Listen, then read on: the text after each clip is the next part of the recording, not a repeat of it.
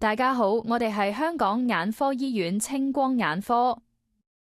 今日同大家講解一下微創青光眼手術濾過拋手術。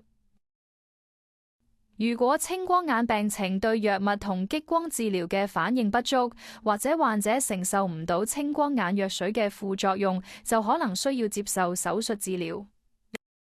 傳統嘅青光眼手術包括青光眼引流手術，例如小梁切除術或為眼睛植入引流裝置。呢啲手術喺降低眼壓方面非常有效，但係手術規模同埋風險比較大，而且需要較長嘅恢復時間。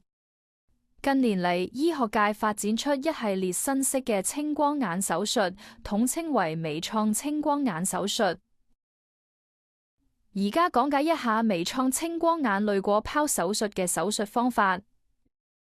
手術會喺眼白位置形成一個濾過拋，而佢嘅降壓功能亦依賴於呢個濾過拋嘅持續運作。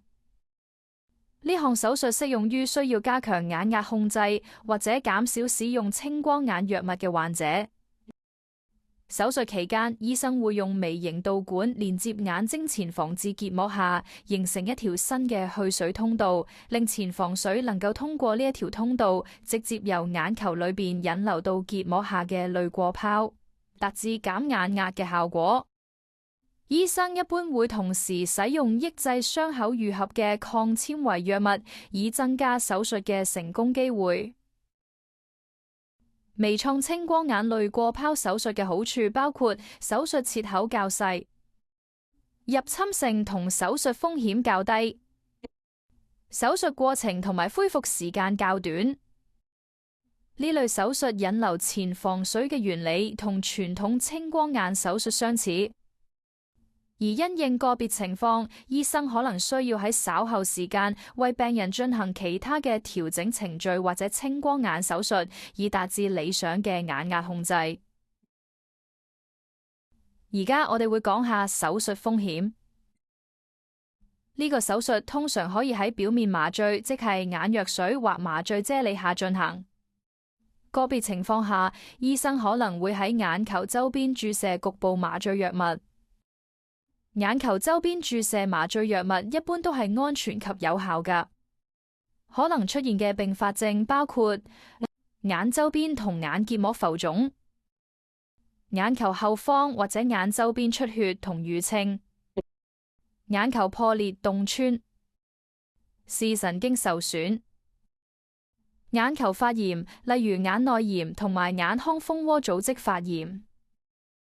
如果麻醉藥進入體內血液循環系統，可以直接影響心臟同埋神經系統，病人可能會感到頭暈、神志不清、腦神經麻痹，嚴重可引致痙攣、呼吸困難，甚至呼吸同心臟停頓。但係呢啲情況係屬於十分罕見嘅。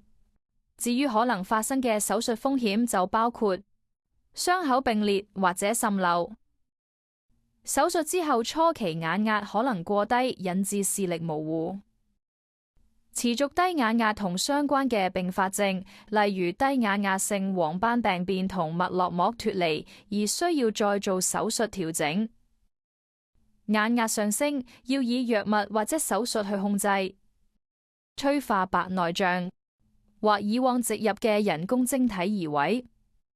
導管阻塞、鬆脫、斷裂、移位或者外露，角膜內皮損傷或者角膜水腫，長期慢性發炎，眼睛受感染、發炎或者化膿，眼內出血包括前房積血同埋脈絡膜上腔出血，後者可嚴重影響視力，視網膜脫落。因為眼球裏面嘅各種衰退，手術之後視力惡化，嚴重可完全喪失視力。另外，使用抗纖維藥物可能引致以下嘅併發症：角膜外皮細胞受損或者幹細胞壞死，角膜發炎或者變薄，白內障，薄壁濾過拋或者濾過拋感染。傷口持續滲漏、持續低眼壓、低眼壓性黃斑病變、視力下降，甚至失明。而家講下術後護理同注意事項。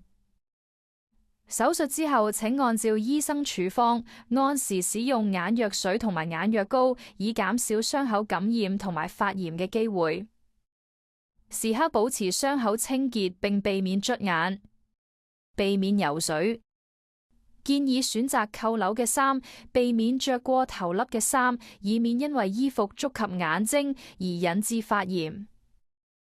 情況許可嘅話，多飲水同埋多食蔬果，以免便秘。如廁嘅時候，唔好過度用力，引致傷口並裂。避免咳嗽、搬寵物或者彎腰，令頭部低於腰部。而家嚟到術後嘅跟進。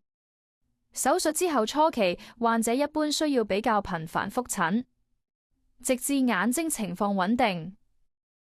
個別情況下，病人可能需要再入手術室進行跟進程序或者係手術。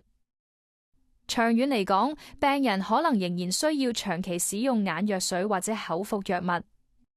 而眼內房水排出不平衡嘅情況喺手術之後亦都有機會再次出現。如果情況未能夠受控，可能需要接受另一次手術，以防止病情惡化。如果出現嚴重病徵，例如做手術嘅眼睛大量出血、劇烈痛楚、發燒、傷口紅腫發炎，或者傷口有大量分泌物等等，就要盡快求診，或者係到就近嘅急症室診治。最後可能發生嘅風險或者併發症不能盡錄，難以預計嘅併發症亦偶有發生。個別病人嘅風險程度亦各有不同。